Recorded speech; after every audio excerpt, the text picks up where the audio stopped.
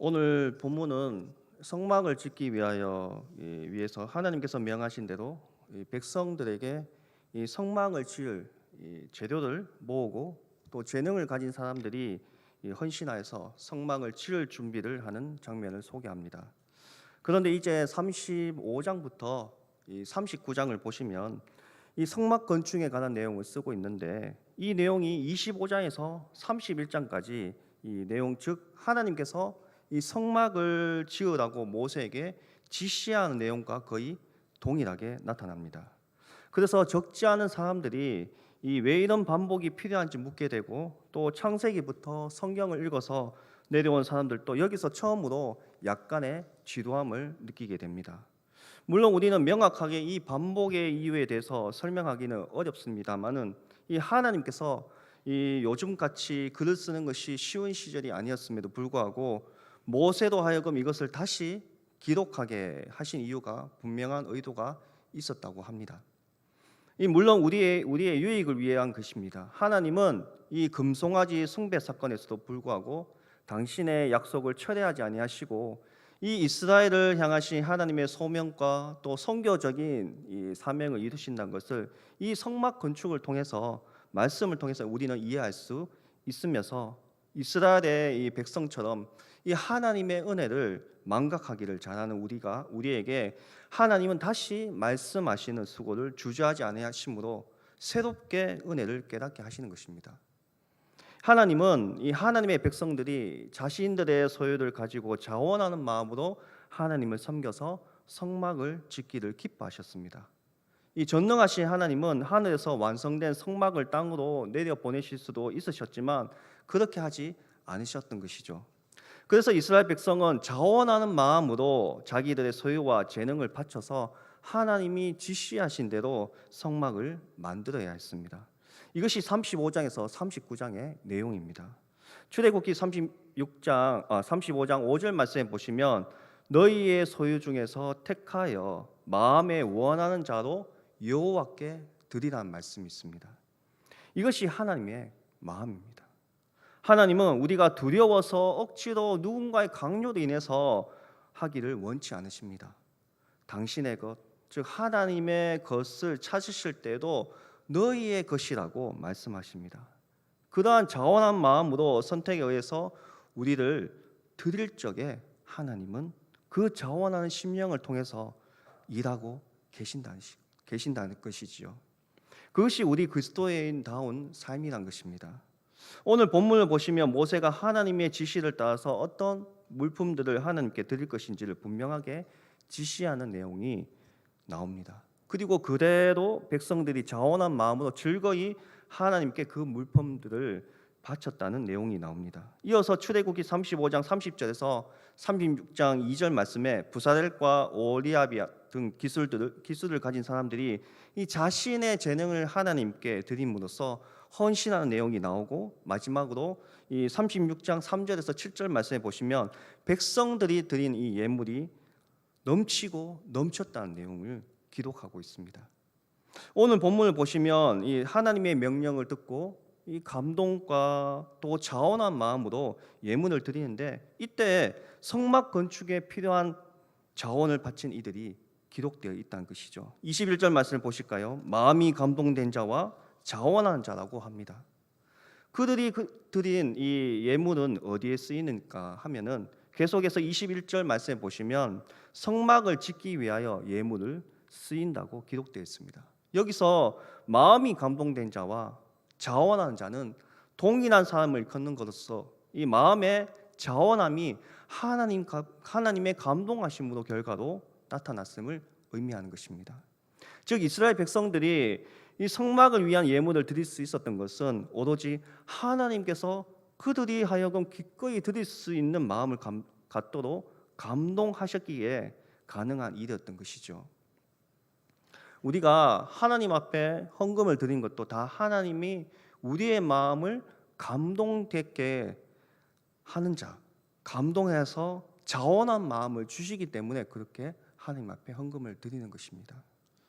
우리가 다른 사람보다 뛰어난 사람이라서 그렇게 드린 것이 아니라 하나님께 예물을 드릴 수 있는 것이 아니란 것이죠. 신앙심이 있어서 그렇게 드린다는 것이 아니란 것입니다. 그것은 오직 하나님께서 우리에게 그러한 마음을 갖도록 은혜를 주셨기 때문에 우리가 드릴 수 있다는 것입니다.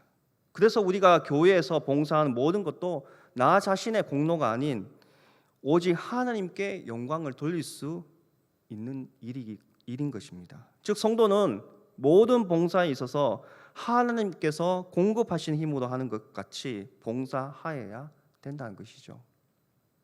만일 우리 중에 하나님께 이 감동을 받지 않고 자신의 생각으로 봉사한 사람이 있다면 그 사람은 그 일의 대가를 받으려고 할 것입니다.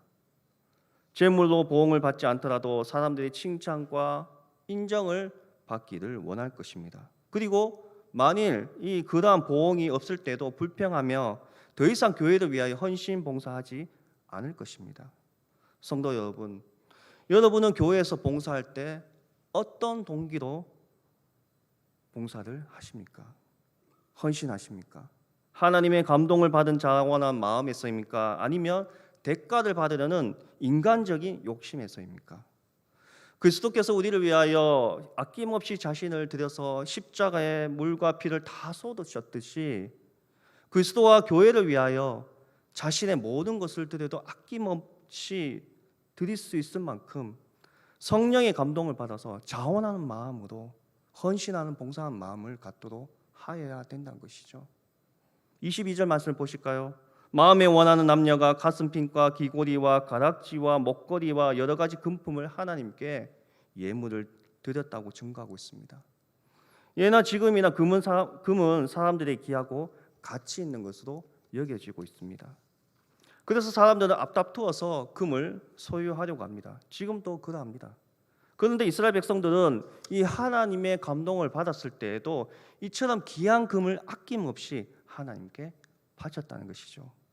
그것은 하나님의 성막을 아름답게 짓는 일이 무엇보다도 소중하게 가치 있는 일인 줄로 알았기 때문입니다.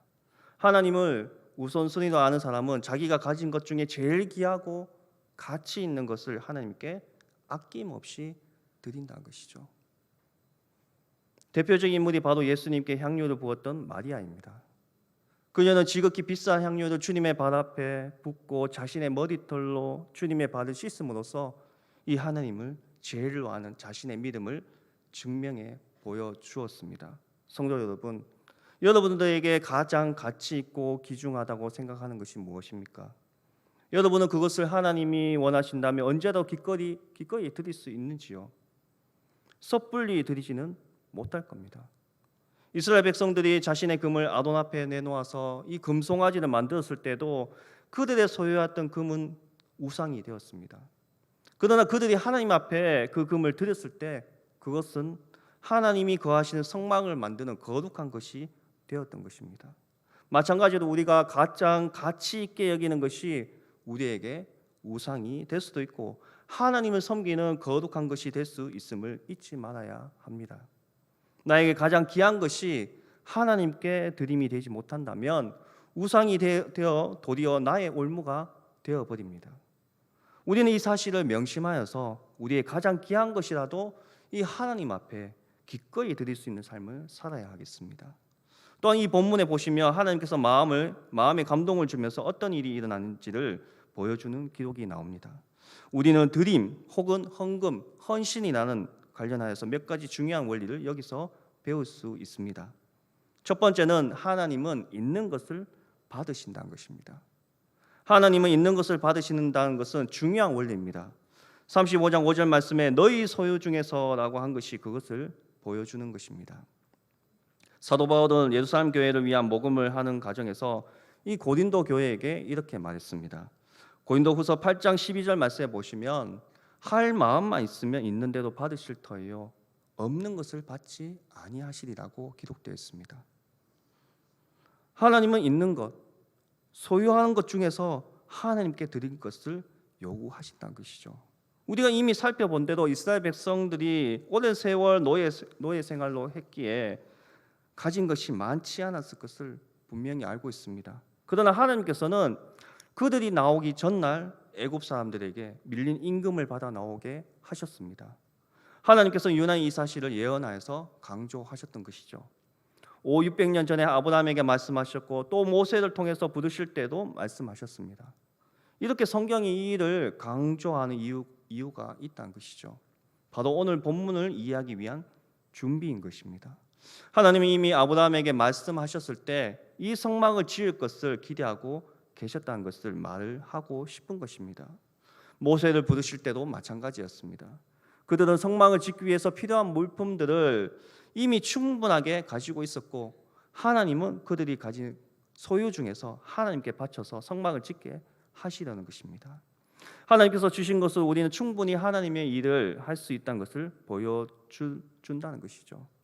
하나님은 거저 주시는 분이십니다. 아무도 하나님께 먼저 드려서 하나님 우리에게 갚아주셔야 하도록 할 수는 없다는 것입니다. 우리가 소유한 모든 것은 다 하나님께로부터 우리에게 주어진 것들이기 때문입니다. 사도 바울 로마서에서 이렇게 기록되어 있습니다. 로마서 11장 35절 말씀에 보시면 누가 주께 먼저 드려서 갚으심을 받겠느냐라고 기록되어 있습니다. 두 번째는 마음이 원하는 자들이 드린다는 것입니다. 두 번째로서 하나님께서 말씀하시는 원리는 마음에 원하는 자라 말에 있습니다. 하나님은 자원하는 자가 드리는 것을 받으십니다. 억지로 하는 것이라면, 의무적으로 드리는 것이라면 그 액수가 아무리 많을지라도 하나님은 기쁘시게 받을 수 없다는 것이죠. 고린도후서 이렇게 기록되어 있습니다. 고린도후서 9장 7절 말씀에 각각 그 마음에 정한 대로 할 것이요 인색함으로 억지로 하지 말지니 하나님은 즐겨내는 자를 사랑하시느라고 기록되어 있습니다. 하나님은 지금 성막을 짓기 위해서 그들에게 11조를 내라고 하시는 것이 아닙니다. 이것은 내 것이 다 하나님의 것이고 하나님께서 주신 것이란 것입니다. 이런 고백과 함께 10분의 1을 드림으로써 그 고백을 인정하는 행위가 11조 생활이라는 것이죠. 그 다음에 사실 헌금이 있습니다. 이 헌금은 자원한 마음으로 드리는 것이고 지금 모세를 통해서 하나님이 요구하시는 것은 이런 성격의 자원하는 예물을 드린다는 것이죠. 여기서 마음에 원하는 구절은 히브리 단어에 찾아보면 넉넉한, 간대한 마음을 의미합니다. 이것이 기꺼이 드리는 주기를 즐거워하는 마음이라는 것이죠. 사실상 이 마음은 죄인의 본성이 아닙니다. 이런 마음은 하나님의 은혜에 의해서 만져졌고 건드려진 결과라는 것입니다. 하나님은 은혜를 입지 않고 죄인은 이런 마음의 변화를 경험할 수 없습니다. 예를 들어서 세상에도 정말 콩나물을 팔아서 평생 자기를 위해서 쓰지 않고 모아두었다가 어떤 기간에 기부하는 분들이 계십니다. 귀한 분들이죠. 그러나 그들이 하나님께 드리는 일, 하나님의 일을 위해서 자신의 소유를 자원해서 드리는 일은 은혜를 입기 전에는 일어날 수 없는 것입니다. 또 은혜를 입은 사람이 이와 동일하게 구제나 좋은 사업을 위해서 물질을 드리는 것을 했을 때 이 모든 것은 사실상 하나님께 드려지는 예물이고 하나님을 기쁘시게 하는 행위입니다. 주님은 주는 것이 받는 것보다 복이 있다고 말씀하셨습니다. 누가복음 6장 38절 말씀에 보면 주라 그리하면 너희에게 줄 것이요 곧 후히 되어 누르고 흔들어 넘치도록 하여 라는 말씀이 있습니다. 이 모든 것은 마음에서 자원하는 것을 전제로 하시는 말씀이란 것이죠. 또한 모세의 지시가 어떻게 이루어졌습니까? 오늘 본문 21절과 22절 말씀에 보시면 백성들은 이 하나님의 성막에 필요한 모든 것을 충당하기 위해서 그들이 가져올 수 있는 모든 것을 가져왔다는 것이죠. 그런데 유난히 본문에서 강조하고 있는 표현이 있습니다. 마음이 감동된 자, 자원하는 자, 그리고 마음이 원하는 남녀라고 기록되어 있습니다. 이 바친 자들 모두가 마음에 원하는 자들이죠. 물론 성경은 이들이 바친 물품의 액수가 얼마나 되었다고 말하고 있지는 않지만 이것보다 중요한 것은 이 백성들의 남녀가 자기 마음에 원함으로 이 예물들을 하나님께 아낌없이 드렸다는 사실입니다. 그리고 25절 말씀에 보시면 백성들이 자발적으로 가져온 헌물의 내역을 밝히고 있는데 공교한 기술로 각양각색의 실을 뽑아서 가져온 이들을 누구를 가리키고 있는지 정확하게 말씀해 주고 있다는 것입니다. 바로 마음이 슬기로운 모든 여인이었습니다. 세 번째는 누구나 하나님께 즐거이 드렸다는 것입니다. 이 드리는 일은 마음이 속한 일이었기 때문에 누구나 참여할 수 있는 일입니다. 물론 소유를 드리는 것입니다. 하나님께 드릴 것이 없을 만큼 이 소유가 없는 사람은 없다는 것이죠. 하나님께 드릴 마음이 없는 사람은 있지만 말입니다. 성경은 특히 구약시대 여인들의 위치는 매우 취약했습니다. 그러나 여기 여인들의 이야기가 나옵니다. 오늘 본문에 35장 25절에서 26절 말씀해 보시면 마음이 슬기로운 모든 여인은 손수실을 낳고 그 낳은 청색, 자색, 홍색 실과 가는 배실을 가져왔으며 마음에 감동을 받아서 슬기로운 모든 여인은 염소털로 실을 낳았으며 라고 기록되어 있습니다. 이 여인들에 대해서 성경은 단순히 자원했고 이 마음에 감동을 받았다고만 쓰지 않습니다. 이 여인들에 대해서 성경이 칭찬한 단어는 그들이 슬기로운 여인이었다는 것을 초점에 두고 있다는 것이죠. 이 지혜는 재능, 기술을 의미한 말로 그 뜻이 확장되기도 합니다. 여기서 물론 시를 짜는 기술과 재능을 의미한다는 것이죠. 여인들의 마음이 원함이 있었기 때문에 이렇게 드릴 수 있었다고 성경은 말하고 있습니다. 사실 성경에서 그렇지만 교회 역사서에도 이 하나님께 지혜롭게 자신들의 물질과 재능을 드렸던 여인들이 적지 않습니다. 남자들이 많은데 여인들이 있었다는 것이 아니라 그 어느 누구보다 여인들이 이런 일에 귀하게 쓰임을 받았다는 사실입니다. 그리고 그런 여인들에 대해서 성경은 대개 지혜로운 여인으로 묘사하고 있습니다. 마음의 원함으로 하나님의 성막을 드리게 된 것은 여인들만이 아니었습니다. 특권층이라고 불리었던 족장들 또한 그들이 드릴 수 있는 것을 하나님께 드렸습니다. 이들이 드린 물품들 보면 역시 귀중품들이 많았습니다. 아마 그 가치도 한산하다면 이들이 드린 것이 어떤 다른 사람들이 드린 것보다 많았을 것입니다. 여기서도 하나님께 중요하게 여긴 것은 액수가 아니라는 것이죠. 결국 29절 말씀에 보시면 하나님께 드린 모든 사람들이 마음이 원하는 이스라엘 자손이었다고 한마디로 정리하고 있습니다. 그들이 마음의 원함으로 하나님께 드렸기 때문에 드리는 마음으로 즐거웠습니다. 이스라엘 백성들이 하나님께 예물을 드림에 있어서 즐거움이 있었음을 증거하고 있습니다. 하나님께서는 우리 모두에게 이런 은혜를 알게 하시기를 구하고 있다는 것이죠. 그러나 세상 사람들은 누구나 재산 불리기를 원하고 이를 즐거워합니다. 그래서 다른 사람들이 볼 때 살아가는데 충분한 재산을 소유했다고 평가를 받는 사람도 더 많은 재산을 소유하기 위해서 노심초사하는 것이 일반적인 현상입니다.